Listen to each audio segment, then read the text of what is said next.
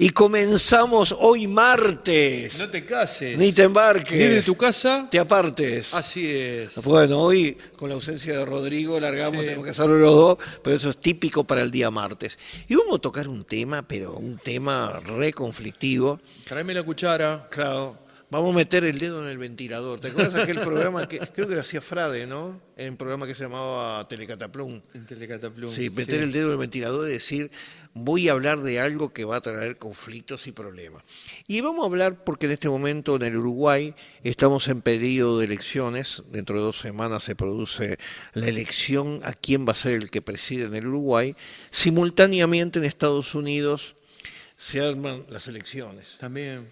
Y entonces lo que nos preocupa enormemente, que hay cristianos que se viven peleando y discutiendo por esto y por lo otro, e incluso más, algunos directamente hasta pastores y líderes promulgando hay que votar por tal porque ese es el voto para Dios. Sí, tal cual. Y acá estamos totalmente equivocados, sobre todo en el mundo occidental que vivimos. Nosotros no estamos en el mundo árabe ni en el mundo oriental. Estamos viviendo en América del Sur, pero este mismo tema va para todas las Américas y va para Europa, en las cuales hay una libertad de votar, porque hay un cuarto secreto donde uno va y vota, es libre. Si lo querés anunciar, anuncialo. Si querés hacer proselitismo, hacelo. Pero creo que tenemos que tener los puntos sobre realmente qué tiene que ver el cristiano y la política y su determinación. En primer lugar, dar una máxima que dijo Jesús: mi reino no es de esta tierra.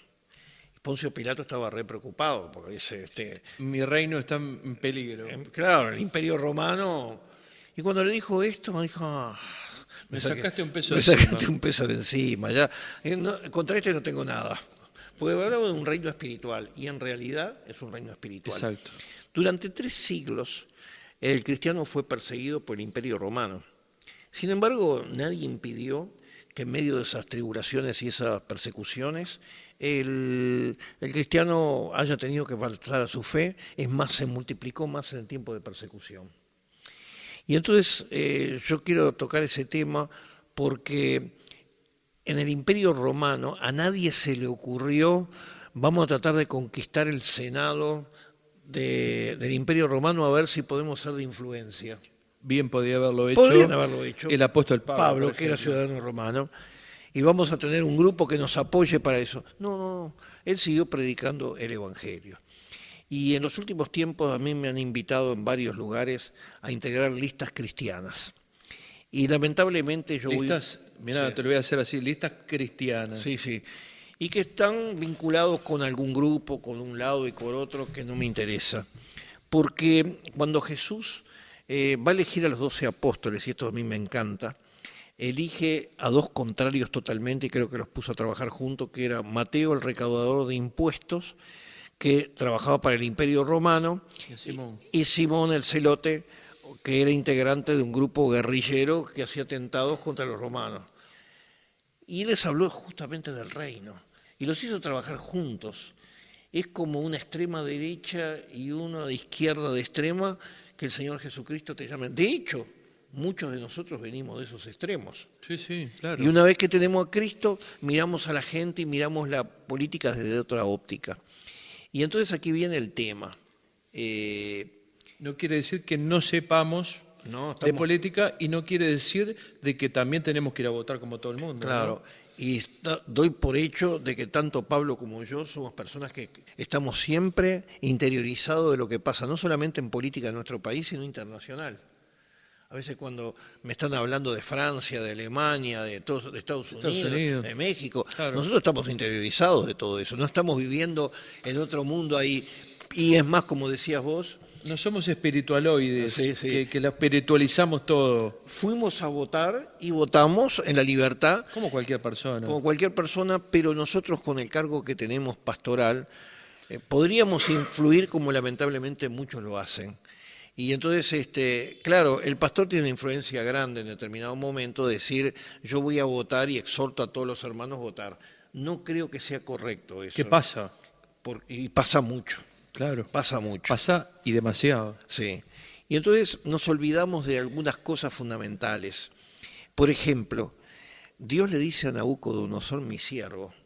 Nabucodonosor era un idólatra. Era un hombre que se mandó a hacer una estatua, pero sin embargo fue el instrumento usado para dar todos los pasos históricos a través de los tiempos, como habla el libro de Daniel. Hay sí personajes que tuvieron que trabajar, pero fueron escogidos por el líder.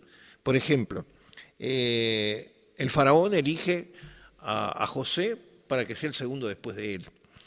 Daniel es elegido por Nabucodonosor. Incluso Darío, rey, Nehemías tenía un cargo político.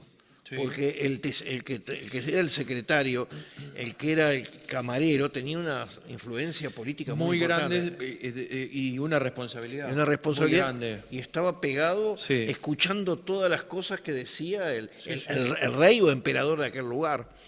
Sin embargo, esos fueron escogidos por ellos. Entonces hay mucha gente que vive desesperado porque quiere llegar a un cargo por medio de las elecciones y por medio de un partido político. Entonces tratan de escalar de la misma forma. Y yo recuerdo un caso que pasó en Córdoba, que un grupo de cristianos entró en esa votación apoyando a un determinado gobernador. Pero también grupos espiritistas también apoyaron. Y en aquel momento cada uno sacó su lista, apoyando al gobernador, los cristianos por un lado, los espiritistas por otro. ¿Y qué pasa? Los espiritistas sacan mayor puntaje que los cristianos. Entonces, cuando se hizo la recorrida triunfal, el que lo tuvo que dirigir fue el espiritista y los demás tenían que ir atrás. Claro. Fue una vergüenza enorme porque muchos dijeron, y a partir de ese momento muchos entendieron que no tenían que estar involucrados en todos estos temas políticos. De cualquier manera, yo creo que nosotros como cristianos tenemos que tener una influencia. Por ejemplo, yo admiro a Martin Luther King, que siendo un pastor bautista, se la jugó por la raza negra, porque eran los oprimidos en aquel momento, hizo aquella marcha. A defender los derechos. A defender los derechos. Estaba en un país democrático, lo cual es, la raza negra estaba de lado. Segregada totalmente. Entonces yo creo que esa actitud está bien. Nuestro presidente a nivel internacional, que está en Puerto Rico, William Hernández, se hizo una manifestación contra el gobierno de Puerto Rico porque estaban metiendo todas leyes contrarias. Y entonces él fue, y cuando le fueron a interrogar, dije, no, yo vengo como simplemente un ciudadano. No vengo como el presidente de la Iglesia de Dios Pentecostal, yo vengo como ciudadano porque quiero protestar contra esto. Y como se armó una manifestación me enteré y yo vine. Me parece bárbaro esa actitud. Que nosotros también, yo he ido en algunas circunstancias a apoyar a grupos que estaban contrarios a leyes como la ley del aborto, el casamiento homosexual, la libertad de las drogas. Yo he estado en contra de eso. Estoy en contra de todas estas cosas porque bíblicamente la palabra me enseña y si puedo apoyar en algo lo voy a hacer, pero no con una bandera política ni con un grupo que... Sí. Pero ¿sabes lo que pasa con eso también? Pasa que tenemos que ir a la profundidad ahí de la palabra de Dios, me parece. Por el hecho, te lo voy a explicar por qué. Por el hecho de que lo que está pasando va a pasar. Sí. O sea, no es algo que nos tendría que sorprender a los cristianos. O sea, no es yo, pastor, me meto en un partido político y le llevo influencia a la gente, que falta responsabilidad total, ¿no? Y soy de influencia para la gente de la iglesia por este motivo, por este motivo, por este motivo. Cuando yo tomo esa postura, de repente, estoy desconociendo la palabra de Dios que dice que así va a pasar. Claro, hay muchas cosas que ya están determinadas en la palabra. ¿Entendés? Como cuando hablábamos sobre el asunto el conflicto en Palestina. Sí, sí, sí. ¿Entendés? No podemos tomar una postura con respecto a eso, me parece a mí. Sí, vos estuviste el domingo pasado hablando muy bueno sobre este mensaje, totalmente de acuerdo. Por el hecho de que Jesucristo vino a morir por todo el mundo, no vino a morir por los judíos y por los palestinos, no. ¿Entendés? Vino a morir por todos. ¿Entendés? Entonces, visto desde ese punto de vista, nos tenemos que hacer a un lado. Nos tenemos que hacer a un lado. A no ser de que yo tenga un interés específico por eso, ¿no? ya sea metido dentro de un club político o diferentes cosas. Por eso es que yo creo que nosotros lo que debemos de conocer es la palabra de Dios. Donde debemos de profundizar es en la palabra de Dios. Bueno, ¿esto va a pasar? Sí, esto va a pasar. No lo voy a frenar con mi voto. No lo voy a poder frenar con mi voto. De hecho, Dios pone y saca reyes o gobernantes, ¿no? Entonces, tenemos que creer en lo que dice la palabra de Dios y tenemos que creer que la palabra de Dios ya nos advertía de que el tiempo que estamos viviendo hoy lo íbamos a pasar y que cada vez iba a ser peor. Y que va a ser peor. ¿Entendés? Exacto. Por ejemplo, un tema muy en boga hoy, la violencia, ¿no? Va a aumentar. Dice que va a haber, vamos a vivir tiempos violentos. O sea, al contrario, tendríamos que ser agradecidos a Dios que nos está advirtiendo. Van a venir los tiempos violentos, no los van a poder evitar. Van a estar, van a venir. Entonces, lo que más tenemos que conocer, más que las propuestas de un político, es lo que Dios dice al respecto y poder discernir el tiempo que estamos viviendo, ¿no? Nosotros Dios nos llamó a poder predicar el Evangelio, tenemos que trabajar, tenemos que tener nuestra familia. Eso nos insume mucho tiempo. Me han invitado a integrar durante todos estos años que estoy en el pastorado grupos políticos.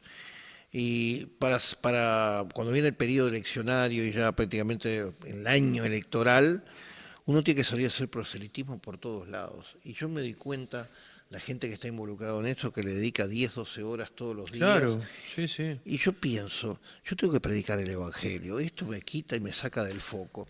Y sobre todo que se han encargado de meter doctrinas espirituales para justificar esa situación. Han sacado textos. Textos bíblicos. Textos. Sí, textos. No contextos. Sí, exacto. Han sacado textos y los han usado, que no hay cosa más horripilante para Dios, pienso yo, que manipular a la gente de esa manera.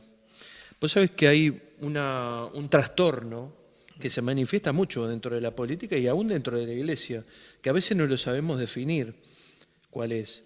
Y es el trastorno psicótico narcisista encubierto. No, sí. La gente que se ve. ¿Me entendés? Esa no es una patología, es un trastorno.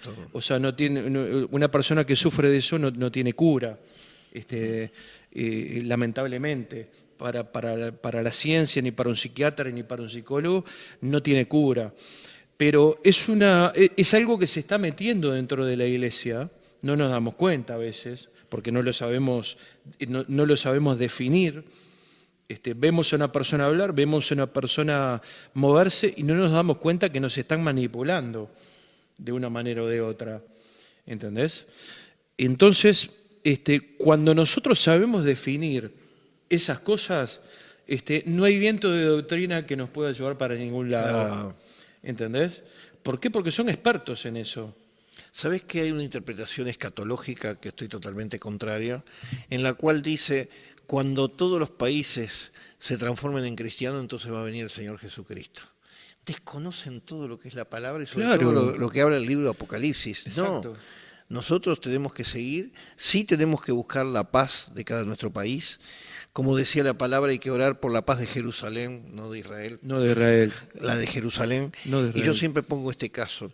En este momento hay en lo que es Palestina, el grupo donde está gobernando Hamas, unos 30 hogares donde se reúnen de 10 a 12 que están orando verdaderos cristianos que tienen una oposición tremenda y los quieren matar también. Sí. Del otro lado, pero que son musulmanes, y es lógico, la falsa interpretación del Corán enseña que hay que matar también a los cristianos para gobernar el mundo. Pero, ojo, si vos leíste la Torá. Sí, sí, sí.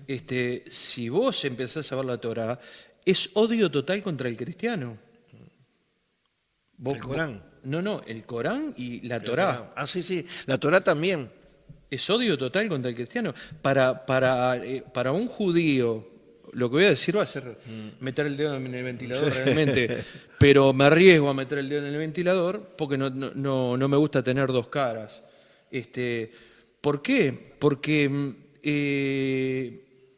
el judío que es religioso realmente, un judío religioso, a un gentil como nosotros, ellos piensan que nosotros somos esclavos de ellos. Somos goy. Conforme la Torá, conforme la Torá. La palabra despectiva es goy, Sí. ese es un goy. Y también somos, lo dice la Torá, somos excremento para ellos.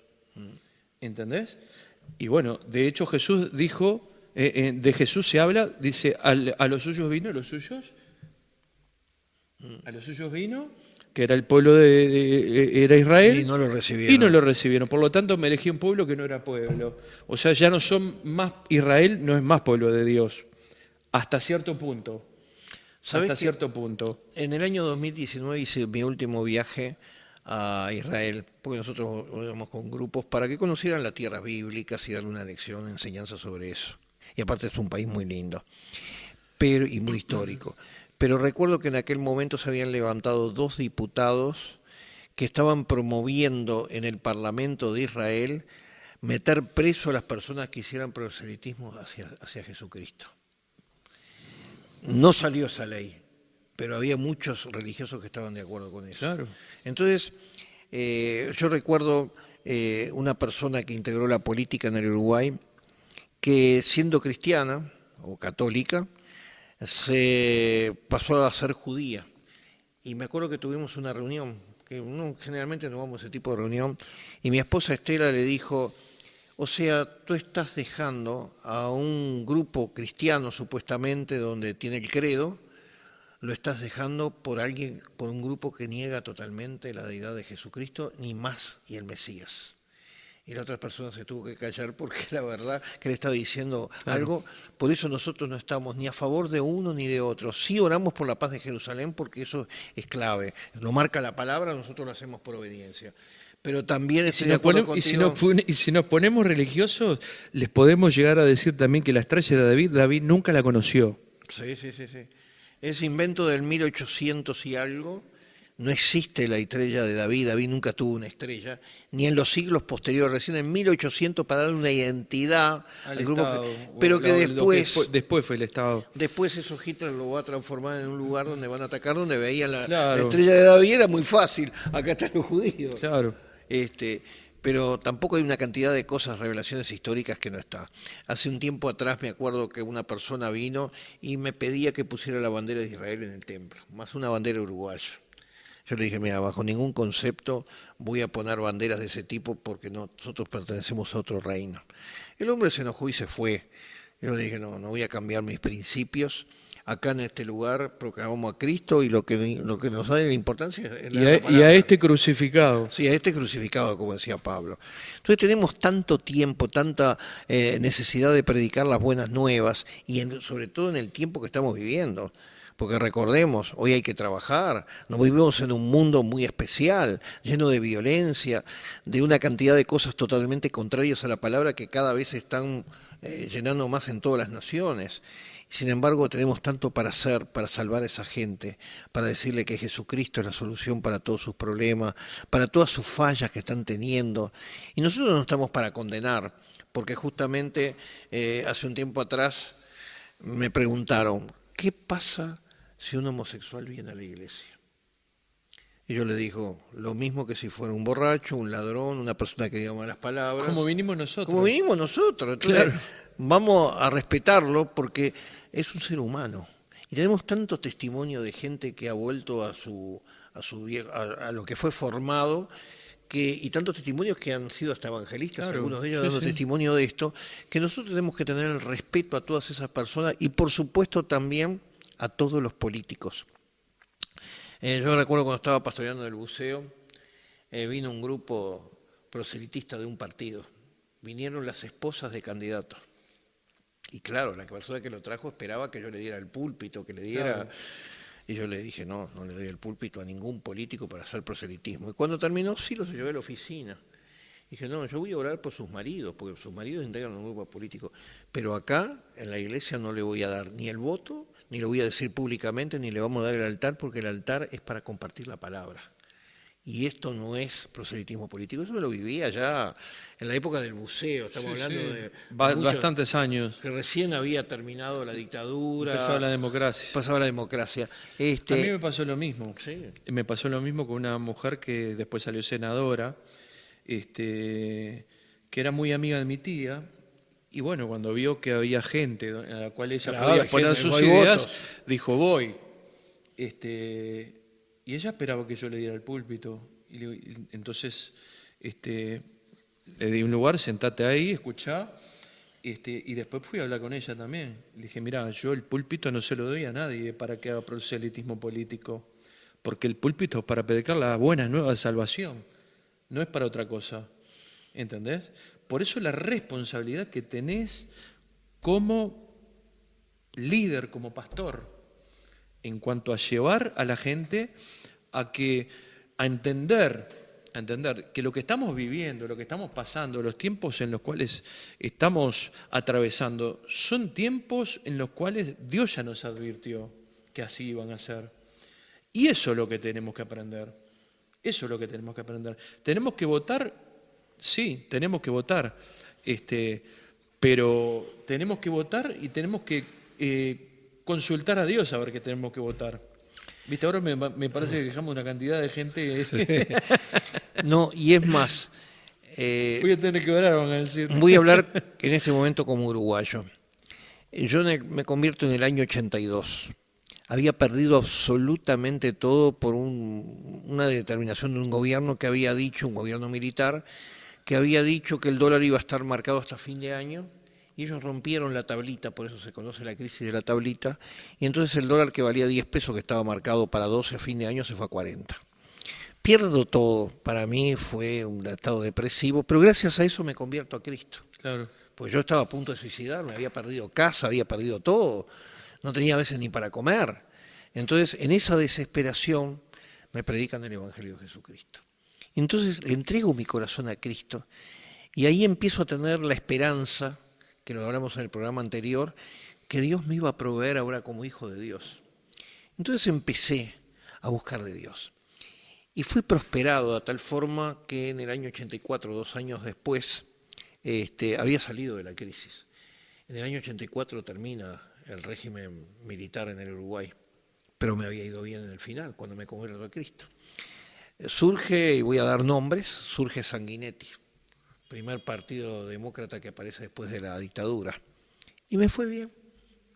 Después de eso va para otro signo político. Gana Luis Alberto Lacalle, blanco, otra política totalmente diferente, liberal totalmente. Me va bien. Después de eso surge de vuelta Sanguinetti. Después viene Jorge Valle. Después viene el Frente Amplio con Tabaré Vázquez. Viene Mujica, viene de vuelta Tabaré Vázquez. Y en todos ellos nunca me faltó el pan nuestro de cada día, porque no están parados en partidos políticos ni en tendencias. Tu fe. Esa fe en el Señor que me va a proveer. Entonces, a mí la obligación que tengo hoy día es orar por las autoridades, las haya votado o no. Claro. Que eso siempre le recomendamos, porque la Biblia dice en Romanos que hay que orar por las autoridades que están Exacto. en eminencia. Sí, y sí. respetarlas también. ¿eh? Sí, sí, sí. Porque Él pone y saca también. O sea, si Dios permite un gobierno, por algo lo permite. Bueno, eso fue gracioso porque... ¿Pero quién lo entiende eso? Sí, me pasa en una actividad cristiana, en el Platense, que estaba todo lleno, y yo paso por alto a la gente porque me dan para compartir la palabra y orar por el país, y yo no doy la vista hacia el costado, que estaba el presidente de la República, estaba ahí, con otros 2 delegados que habían traído porque era previo a otras elecciones. Y entonces yo estoy dando mi mensaje, y cuando termino me vienen algunos a increpar porque le di la cara vuelta al presidente de la República, y otros que me decían, qué bien que estuviste. Se armó una discusión política.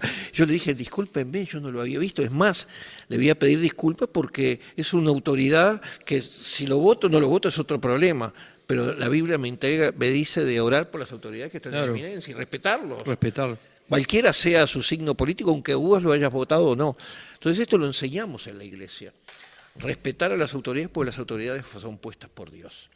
Y hubo un presidente en Brasil que había ganado la elección y dijo, esta elección ni Dios me la quita. Le quitó la vida. Se murió el otro día. Tancredo Neves. Y ahí es Tancredo Neves, y ahí es cuando sube Sarney, Claro. que nadie lo conocía y todo el mundo decía, ¿y este de dónde salió? Y Sarney hizo su gobierno, tuvo todo ese periodo, pero Tancredo Neves dijo, ni Dios me quita esta elección y se murió. Se la quitó nomás. Así que las autoridades son dependientes de Dios y Dios pone y quita, pero también agrego algo. Hay una frase que dice que los pueblos tienen los gobernantes que se merecen. Que se merecen. Se merecen. Sí. Y esto es verdad. Es verdad. Sí. Como que Dios dice, esta gente anda a esos pasos, le voy a poner un Saúl. Claro. Claro, ahí hay un tema político muy, muy interesante. Este país, la nación de Israel quería uno grandote, fisicún, con una pinta barba, viste que la gente a veces vota por eso, ¿no? Claro. Y ahí fue un desastre Saúl y ahora dijo Dios, ahora voy a elegir al que esté conforme a mi corazón. O sea, porque ya nos queda poco tiempo, pero voy a contar algo. En una elección hace años ya atrás, yo estaba con mi hermana en una tienda conocida, supermercado, y estábamos ahí eligiendo unas cosas, que esto y que el otro. Viene una hermana en Cristo, ya hacía mucho que no la veía. Dice, hola hermano, ¿cómo andás? Que no sé qué, no sé cuánto. Mirá, yo estoy en este partido político y Dios me dijo, mirá hasta qué Metete punto, en ese partido. hasta qué punto había llegado. Dios me dijo que iba a ser el presidente de la República, que yo lo tengo que apoyar. Yo pensé, después dije con mi hermano, y bueno, que lo apoye, si Dios le dijo. Pero resulta que, bueno, no solamente no salió ese presidente que Dios le había dicho, o sea que Dios no le había dicho nada, y después ella sacó cierta cantidad de votos buenos, pero ¿qué pasa? La excluyeron totalmente de esas cosas que se hacen de los números de las listas, en qué número vas, en qué posición vas en la lista. La excluyeron, pero Claro. la erradicaron un poco Te más. ponen el número 25. Y se fue para el partido contrario. No, ¿Entendés? Entonces vos decís, ¿Qué Dios le dijo? ¿Qué Dios te habló? Y las ¿Cuál declaraciones. fue el Dios que te habló? Y también las declaraciones. Yo recuerdo en un momento una iglesia muy grande, en un determinado momento, tomó un político que lo declaró el nuevo presidente del Uruguay. Fue la vez que ese partido sacó menos votos. Nunca. Perdió, pero fue una cosa vergonzosa. Entonces, ¿cómo podés declarar a una persona, ya Dios me mostró que va a ser el presidente? Claro. No, esas cosas no estamos de acuerdo. Y por eso hemos tocado este tema, porque estamos en elecciones en Uruguay, en Estados Unidos también. Yo sé que muchos están discutiendo y peleándose entre ellos. No, y muchos se agarran de esas cosas, Sí, se justamente, agarran, sí. dentro de las iglesias. Dentro de las iglesias, se agarran no, dentro de esas no. cosas. Dios me dijo, Dios me habló, Dios me mostró. Dios, y meten a Dios en todo, ¿viste? Sí. Así que, hermanos, hemos traído este tema que hemos metido el dedo en el ventilador.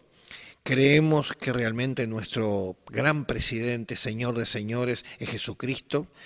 Él es el que tiene toda la autoridad y nosotros pertenecemos al reino de Jesucristo. Que esto lo tengas bien claro, que gane quien gane, siempre nuestro Señor va a ser el Señor de nuestras vidas. Así que defendé tu identidad cristiana y vivir de acuerdo a las normas de Cristo, que esas son las normas del reino. De Él dependemos, de Él somos, Él es nuestro proveedor, Él es nuestro sanador, Él es el único que nos bendice. Si querés volver a escuchar este programa, anda a YouTube, andate a Facebook, andate a Instagram, Spotify y prendé Charlando en Familia y hacéselo escuchar a toda esa gente que anda metido y radicalizado sobre todo en el tema político, y si son creyentes todavía más, para que escuchen este programa, que es la opinión de este programa Charlando en Familia, que creo que está basado en la palabra. Así que terminamos este programa diciéndole que el próximo jueves a estas mismas horas, Charlando en Familia.